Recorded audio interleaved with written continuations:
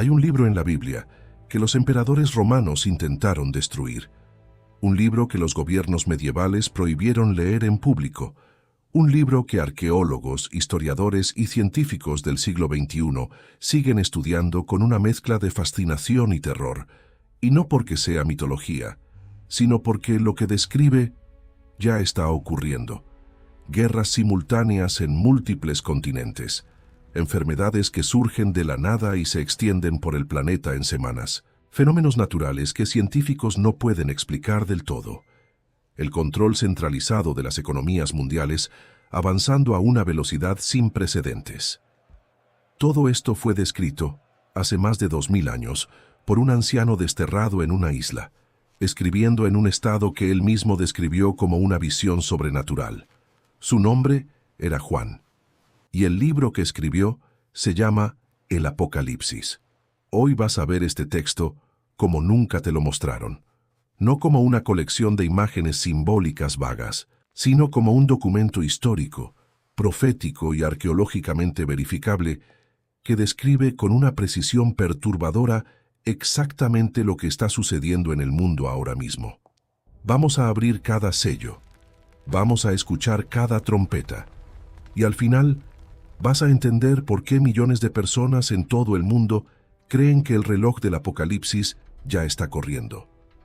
Quédate hasta el final, porque lo que viene en los últimos minutos de este video cambiará por completo la manera en que ves el futuro. Para entender el Apocalipsis, hay que entender primero las circunstancias en las que fue escrito. El año era aproximadamente 95 después de Cristo. El Imperio Romano, bajo el emperador Domiciano, había desatado una de las persecuciones más violentas contra los cristianos de la historia antigua.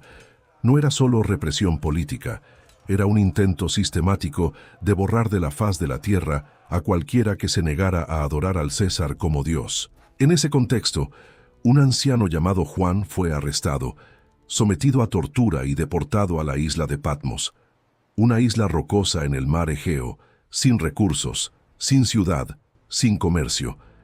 Era el equivalente romano de una prisión de máxima seguridad, y fue allí, en ese aislamiento total, donde Juan recibió la visión más extraordinaria registrada en la historia humana.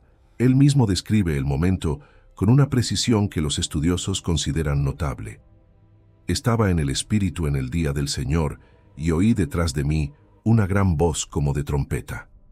Lo que Juan vio durante esa visión fue tan vasto, tan complejo y tan fuera de toda referencia conocida, que tuvo que usar el lenguaje de su época para describir cosas que nunca habían existido. Aquí está el primer dato que cambia todo.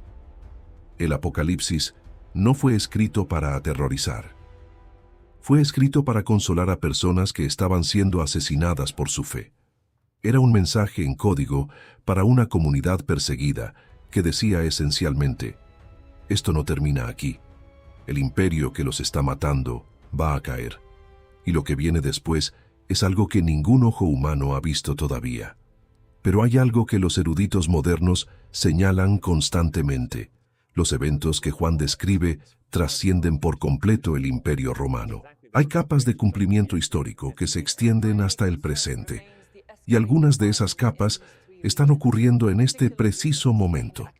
El Apocalipsis está estructurado en secuencias de 7 sellos, 7 trompetas, 7 copas, y cada secuencia representa una ola de eventos que se intensifica progresivamente. Los primeros 4 sellos son los más conocidos. Son los famosos 4 jinetes del Apocalipsis, pero la manera en que la mayoría los entiende es superficial. Cuando Juan ve el primer jinete, lo describe así: un caballo blanco. Su jinete tiene un arco y le es dada una corona. Sale conquistando y para conquistar. Durante siglos, este jinete fue interpretado como símbolo de conquista militar clásica.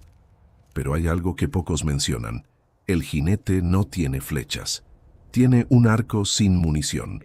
Lo que muchos teólogos modernos interpretan como conquista a través del engaño, la propaganda, la influencia ideológica sin confrontación directa.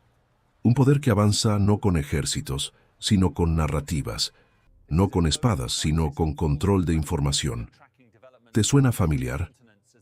El segundo jinete cabalga un caballo rojo. A él le es dado poder para quitar la paz de la tierra y para que los hombres se maten unos a otros. Se le entrega una gran espada. Cuando Juan escribe esto, los conflictos bélicos eran guerras de territorios con fechas de inicio y fin claras. Lo que describe el segundo jinete es diferente. Es un estado permanente de conflicto simultáneo, globalizado, sin resolución visible. Según el Instituto Internacional de Estudios Estratégicos, en el año 2023 había más de 56 conflictos armados activos simultáneos en el planeta. Ese número no tiene precedente en la historia documentada. El tercer jinete cabalga un caballo negro, lleva una balanza en la mano, y una voz dice: 1 kilo de trigo por 1 denario y 3 kilos de cebada por 1 denario. El denario era el salario completo de un día de trabajo. 1 kilo de trigo por el salario de un día entero significaba que el trabajador promedio podía comprar solo lo suficiente para sobrevivir ese día, sin ahorro, sin excedente, sin futuro. Es inflación sistémica, escasez de alimentos, crisis económica global. El tipo exacto de crisis que los organismos internacionales llevan años advirtiendo que está acelerándose. El cuarto jinete es el más perturbador. Cabalga un caballo amarillo pálido y su nombre es Muerte, y el Hades lo sigue de cerca. A él le es dado poder sobre la cuarta parte de la tierra para matar con espada, con hambre, con mortandad y con las fieras de la tierra. Aquí el texto usa una palabra griega específica, tánatos, y junto a la guerra y el hambre menciona algo que en griego se escribe loimos, epidemias, pandemias. La yuxtaposición de estos 4 elementos en un mismo periodo histórico, guerra masiva, crisis de alimentos, colapso económico y enfermedad global, es exactamente el patrón que los epidemiólogos y economistas describen como el cuarteto de crisis interconectadas que el mundo experimentó a partir del 2020. Esto no es interpretación forzada. Es correlación directa con categorías descritas hace 2000 años, pero los sellos no terminan en 4. El quinto sello abre algo completamente diferente. Juan ve almas debajo de un altar, personas que fueron asesinadas por causa de su fe. Claman en voz alta: ¿Hasta cuándo, Señor? Y les es dicho que deben esperar un poco más. Este sello habla de persecución religiosa sistémica. Y aquí los datos son impactantes. Según el Pew Research Center y Open Doors International, en el siglo XXI, el número de cristianos perseguidos activamente en el mundo ha alcanzado cifras históricas. En algunos países de Asia Central y África, la práctica del cristianismo puede significar la muerte. El sexto sello desencadena fenómenos cósmicos, un gran terremoto. El sol se vuelve negro, la luna se vuelve como sangre, las estrellas caen del cielo, y los poderosos de la tierra se esconden en las cavernas diciendo: ha llegado el gran día de su ira. Algunos interpretan esto de forma completamente literal. Otros ven en estas imágenes el lenguaje profético del colapso total de los sistemas de poder humano. El tipo de colapso que hace que incluso los más poderosos pierdan toda sensación de control. Lo que nadie puede negar es la intensidad de la imagen. Un momento en que nadie en la tierra, ni los ricos, ni los poderosos, ni los pobres, escapa al impacto de lo que está ocurriendo. Pero espera, porque hasta ahora solo hemos visto los sellos, y los sellos son apenas el principio. Lo que viene después, las 7 trompetas, describe eventos de una escala y especificidad que han hecho que científicos completamente seculares, físicos, astrónomos y biólogos marinos los hayan estudiado buscando paralelos con fenómenos naturales reales. Y lo que encontraron es difícil de ignorar. Las 7 trompetas son la segunda ola de eventos en el Apocalipsis, y su nivel de detalle específico es lo que ha llamado la atención de investigadores fuera del ámbito teológico. La primera trompeta, granizo y fuego mezclados con sangre, fueron lanzados sobre la tierra. La tercera parte de los árboles fue quemada, y toda la hierba verde fue quemada. En el año 2019, Australia experimentó los incendios forestales más devastadores de su historia moderna. Más de 18 millones de hectáreas quemadas.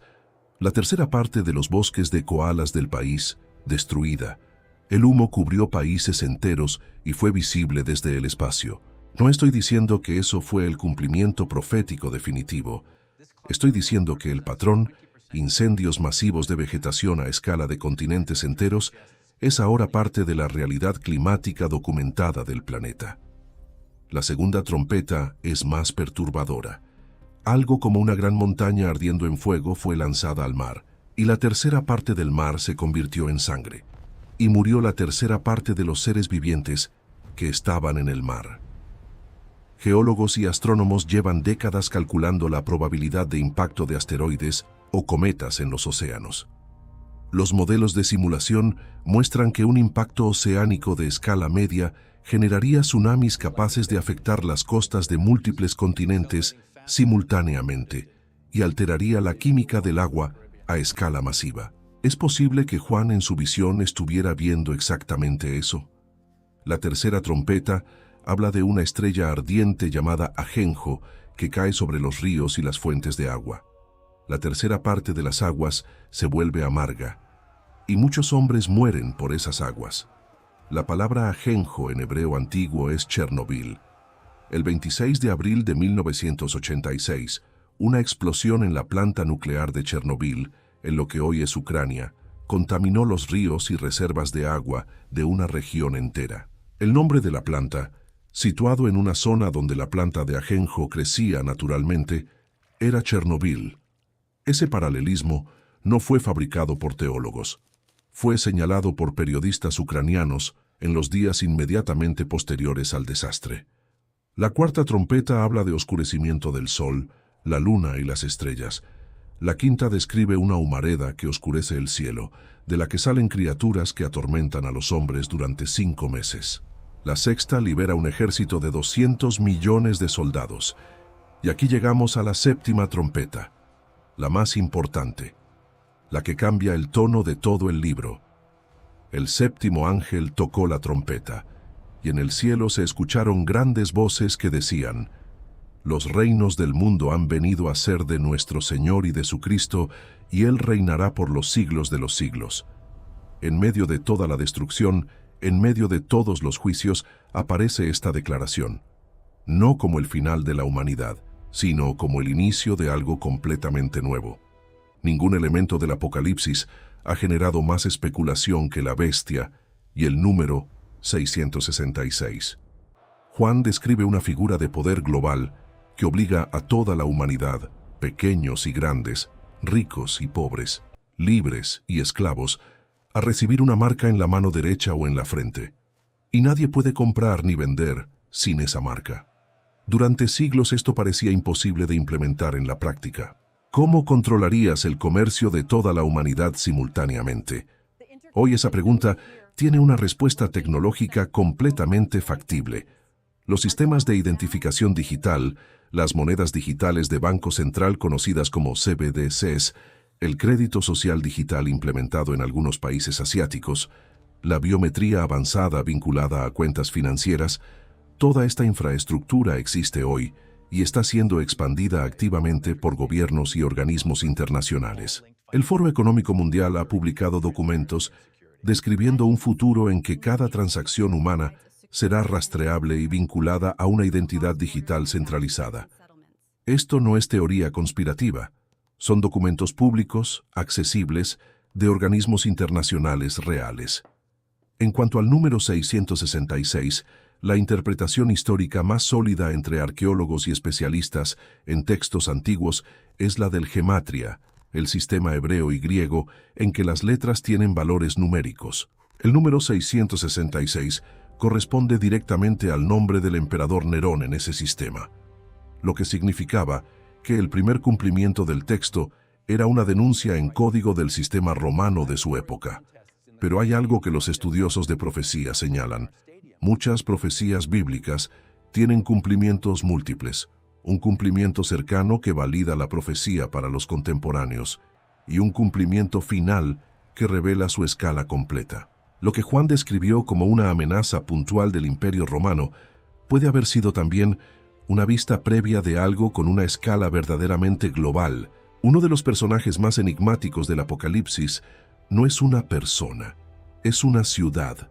Juan la llama Babilonia la Grande y la describe como la madre de las abominaciones de la tierra.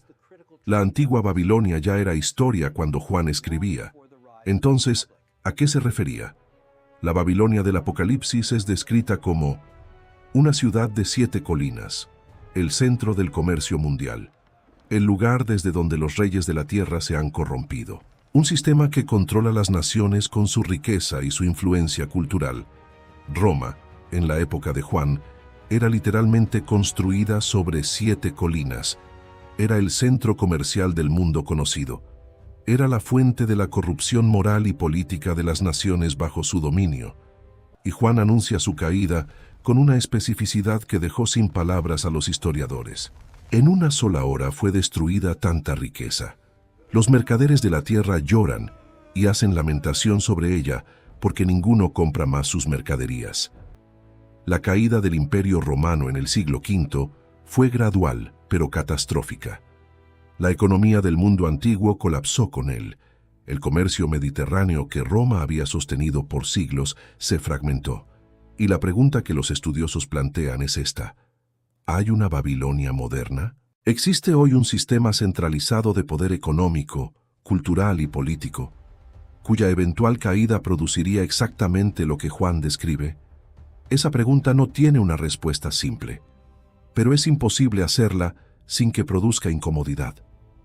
Aquí está el punto que la mayoría de las personas nunca alcanza en su lectura del Apocalipsis, después de todos los juicios, después de la caída de Babilonia, después de la batalla final. Hay algo que Juan describe con una precisión y una belleza que contrasta radicalmente con todo lo anterior. Una nueva creación, un cielo nuevo y una tierra nueva, y una ciudad que desciende del cielo, la Nueva Jerusalén. Juan la describe con medidas exactas, materiales específicos, luz que no necesita sol ni luna porque la gloria de Dios la ilumina. Sus puertas nunca se cierran. No hay más llanto, no hay más dolor, no hay más muerte. Y entonces aparece la declaración más poderosa de todo el libro. No viene de Juan, viene de la misma voz que comenzó la visión. He aquí, yo hago nuevas todas las cosas. No, he aquí, destruyo todo lo viejo. Sino, hago nuevas todas las cosas. Restauración, no aniquilación. Y aquí está el corazón del mensaje del Apocalipsis que el mundo nunca escucha. Este libro no fue escrito para aterrorizar a la humanidad con visiones de destrucción. Fue escrito para mostrar que el destructor no tiene la última palabra. Los sellos se abren, las trompetas suenan, las copas se derraman, los sistemas de poder humano colapsan. Y al final de todo eso, alguien regresa, el mismo que caminó sobre las aguas, el mismo que resucitó de entre los muertos, el mismo que prometió: vendré otra vez y os tomaré conmigo. El Apocalipsis no es el fin de la historia humana. Es el fin de la historia humana sin Dios, y el inicio de algo que ningún ojo ha visto, ni ningún oído ha escuchado. Entonces, ¿qué hacemos con todo esto? Hay 2 maneras de leer el Apocalipsis. La primera es mirarlo como un mapa del terror, un catálogo de destrucciones inminentes que no podemos evitar. Un libro que produce parálisis, miedo y desesperanza. La segunda es leerlo como lo que realmente es: una carta de amor escrita desde el exilio por un anciano que había visto morir a todos sus amigos por su fe, y que aún así escribió palabras de esperanza inquebrantable. Juan no escribió el Apocalipsis para que corrieras, lo escribió para que te mantuvieras firme, porque el mensaje central de todo el libro, enterrado bajo los jinetes, las trompetas y las bestias, es este: el que tiene las llaves de la muerte y del Hades no es el caos, no es la guerra, no es la enfermedad, no es el poder político más grande de la tierra. Es el que dijo: no temas, yo soy el primero y el último, y el que vivo. Estuve muerto, y he aquí que vivo por los siglos de los siglos. Los señales que vemos en el mundo de hoy pueden ser perturbadoras, pero para alguien que ha leído el Apocalipsis completo, no son sorprendentes. Son exactamente lo que estaba escrito. Y si lo que estaba escrito sobre el caos se está cumpliendo, también se cumplirá lo que está escrito sobre la restauración. Esa es la esperanza del Apocalipsis. No que todo saldrá bien por casualidad, sino que hay alguien que ya conoce el final, ya ganó la batalla más importante y viene de regreso. Si este video te hizo pensar, si algo de lo que viste hoy resonó contigo, suscríbete al canal y activa la campana. Porque el próximo video va a explorar algo que está directamente conectado con lo que acabas de ver. Los 7 sellos explicados uno por uno, con sus paralelos históricos y arqueológicos exactos. No querrás perdértelo. Nos vemos ahí.